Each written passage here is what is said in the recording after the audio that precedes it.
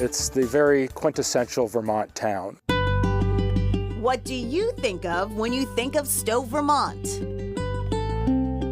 Perhaps it's the mountain vistas, the skiing, the fall foliage, or maybe a little bit of each. There's a lot packed into this 72 square mile town located in the heart of northern Vermont, but at Stowe's core is its sense of community.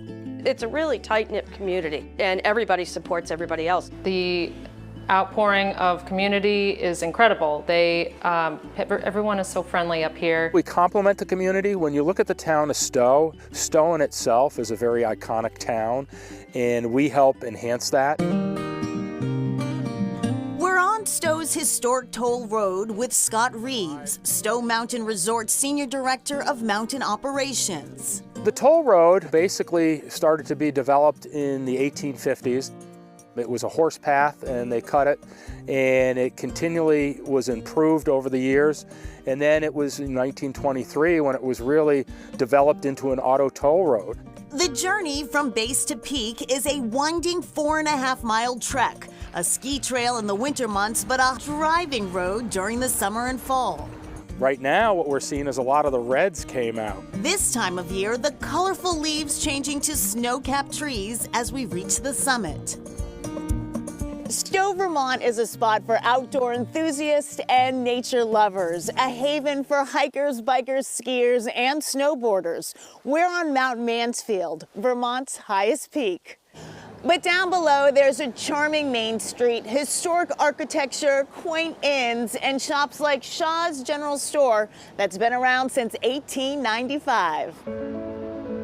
And just up the road from Shaw's General Store is one of those quaint inns. It's amazing to reconnect with friends and be back in the mountains I grew up skiing on. Stowe area native Mike Solch and his wife Lauren purchased the Stowe Village Inn last year. We love restoring historical properties. We said, well, let's give it a go and we'll go all in and hope for the best. We'll make it work. And restore it, they did.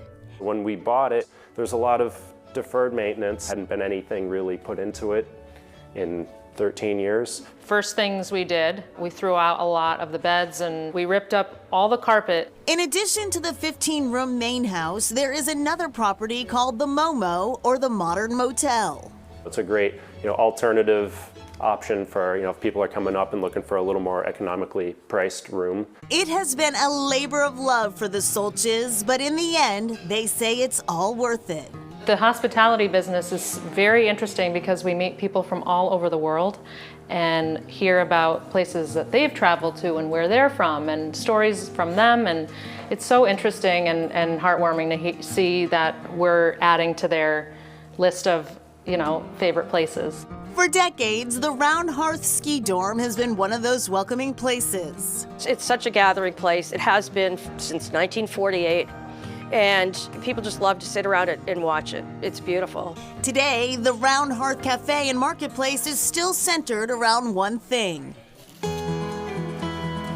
But it has lit a new flame since the pandemic in 2020. This former ski dorm with 150 beds for high schoolers has been transformed into a community gathering place. My daughter Allie and I planned and spent the whole spring and summer reinventing ourselves as a cafe and a marketplace. The cafe serves breakfast and lunch all day. And the market, we have over 110 vendors that sell arts, crafts, gifts, antiques, all kinds of stuff. 3 times that people have been sitting here eating, somebody has bought the chair that they're sitting in. Mary Vigneault and her husband purchased the property in 1988, raising their 4 children, including Grady, who you'll meet in a bit, while running a family business. We have people that come up from all over. They're like, this is the first place we come to and the last place we go to before we leave.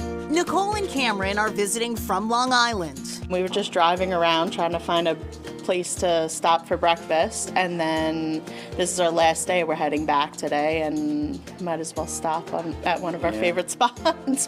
The Round Hearth is not only a place for people to eat and shop through, you can actually rent the former bunk rooms, each named after a ski trail at Stowe Mountain Resort. This room, believe it or not, actually had 8 beds in it. What I did is I basically took out all of the built-in bunk beds and then turned them into all of these different private rooms. A transformation that has brought this community even closer together. We'd been here for 35 years when we changed, and 90% of the people in Stowe had never stepped foot in this building because we were never open to the public. We were just open to our groups. We have very faithful locals, which are wonderful. And back to the Stowe Village Inn. Inside there is Grant's Restaurant, named after Ulysses S. Grant. I didn't know that. Yes, so the bar inside of the restaurant used to belong to a restaurant in New York City. President Grant believed to be a regular there. Now, legend has it that there's a cigar mark on the bar that was left by Grant. Putting out his cigars in the bar, huh? All right, up next, saving a treasured dairy farm.